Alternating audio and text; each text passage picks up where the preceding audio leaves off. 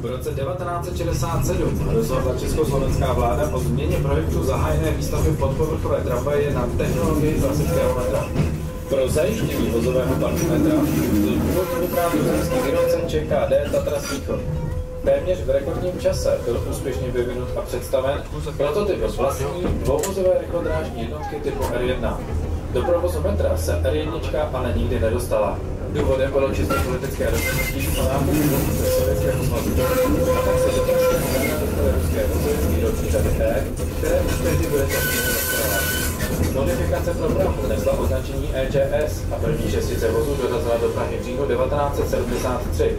V prosinci téhož roku byly zahájeny zkušební jízdy na dokončovaném prvním úseku trasy C. 9. května 1974 třívozové vlakové soupravy EGS zahájily provoz této trasy. 9. června 1997. Jak si můžete všimnout, kdo si pamatuje tyhle vlaky v provozu, když máme všimnutí kolejníci, tak světla máme vlastně připojená vlastně opravdu na vysoké napětí, takže jak podává kompresor, který přesně reaguje na trakční napětí, tak ty světla vlastně oblikávají v momentě, kdy my nemáme připojený kolejníci. Tak, kam jedeme a kolegové, co nás ní, kteří jsou tady v takže budeme mít rozsvícený tunel, což v provozu metra znamená vždycky nějakou anomálii, takže teď vlaková dispečerka staví všechny ty vlaky na trase, že má, že... Za malou chvíli se projdeme částí trasy C. Celá trasa C je dlouhá 22 km, má 20 stanic a jízdní doba ze stanice Letňany do stanice Háje trvá 38 minut.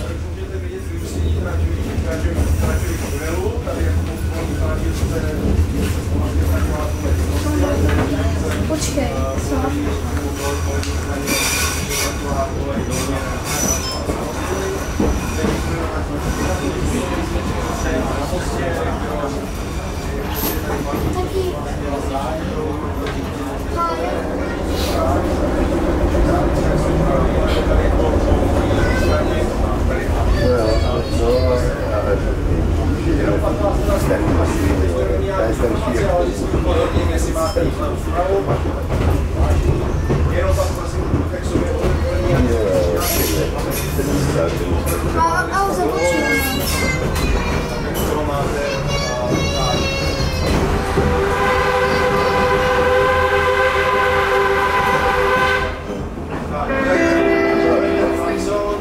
Stanice Kačer.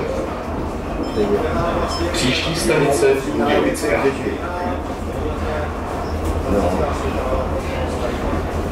No víte, asi tam jak si jde, podle mě na nádraží.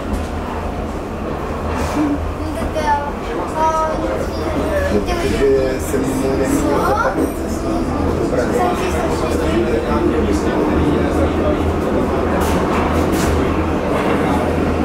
No já samozřejmě jsem zase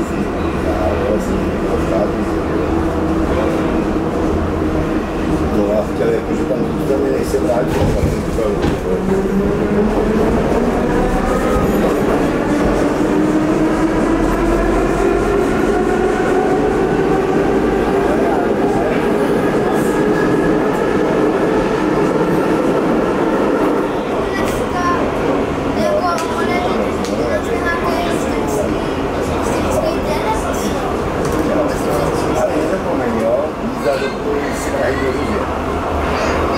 Nezapomeň, dneska jízda z Prahy do Řeže, jo?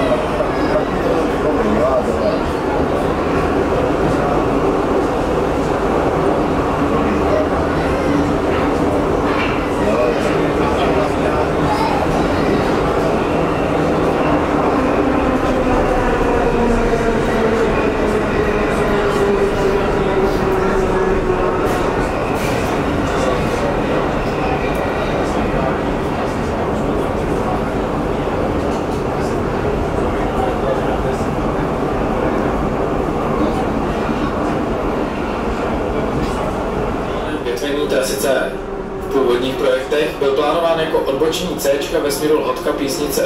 Od této úvahy se nakonec ustoupilo a odbočka nebyla realizována. Je taková černá díra, druhý traťový kolej, kdo tady jezdí, tak už tam jako vidí, že tam přepážka, tohle tam vlastně to založení, proto osvětlení bude použitý jako spojka C z D. Teď v červenci bude vysvědčení od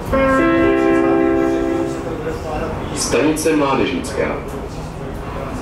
Příští stanice Pražského povstání.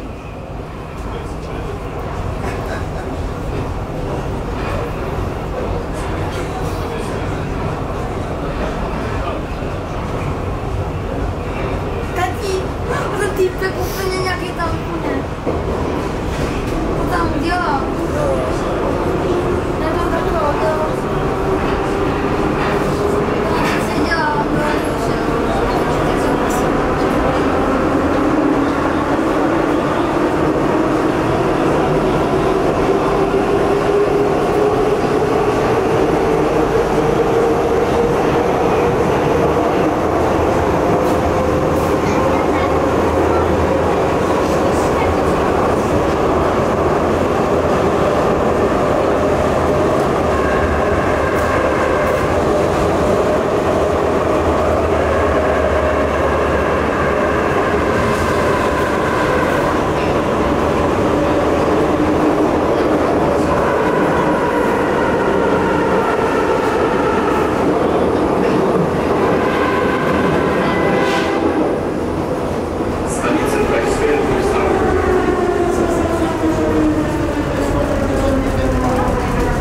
Zase vlevo ve směru jízdy, když se podíváte, budeme mít kolejový propojení. Sledují, že se tam prostě můžete vstoupit dovnitř, já když je to leží za ruku, prosím.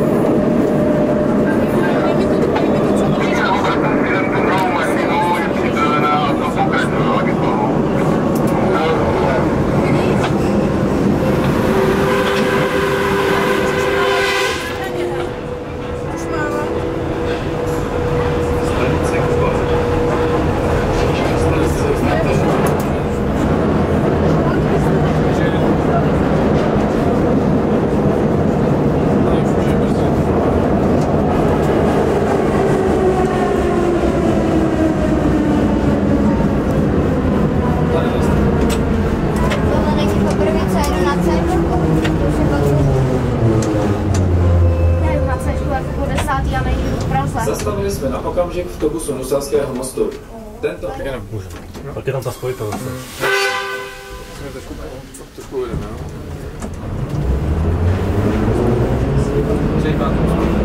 no. Pomalu okolo ty spojky. Přední, jo. Přední zpomalí.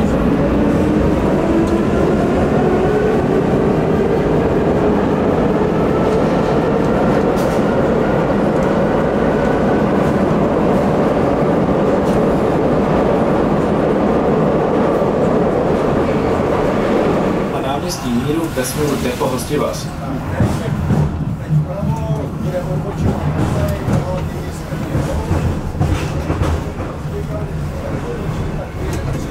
A přes Nípáka před muzeum, tak Lacíku, 30 km přihlášen.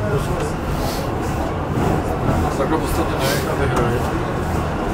To vyjde. Ještě je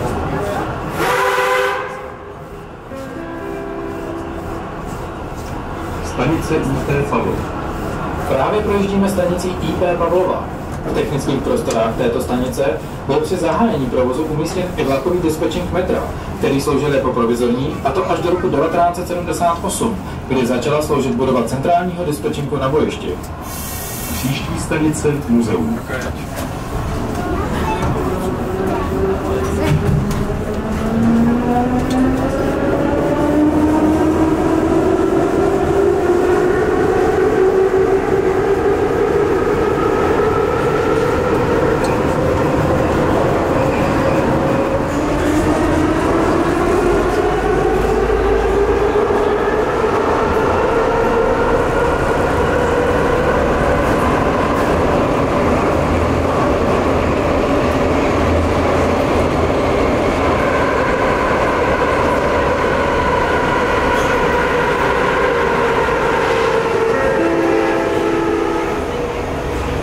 stanice Hlavní nádraží. Příští stanice Sokolovská.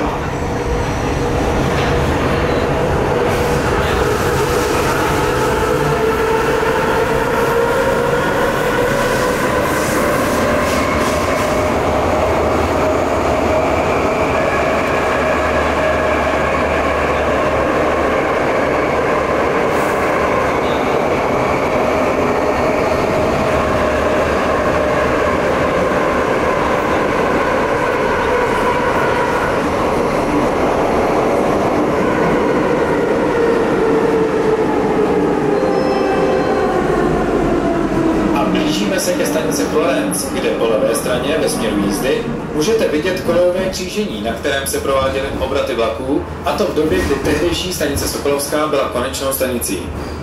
Takže teď já vás poprosím, vy jste naše konečná stanice, vy jste tady Stanice Sokolovská. Příští stanice Vltavská. Tak se pomalu rozlučme s touto historickou soupravou metra. Tímto se s vámi pro dnešek metro loučí.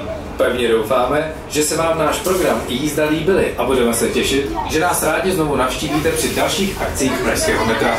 Děkujeme za vaši návštěvu a přejeme vám hezký zbytek dne.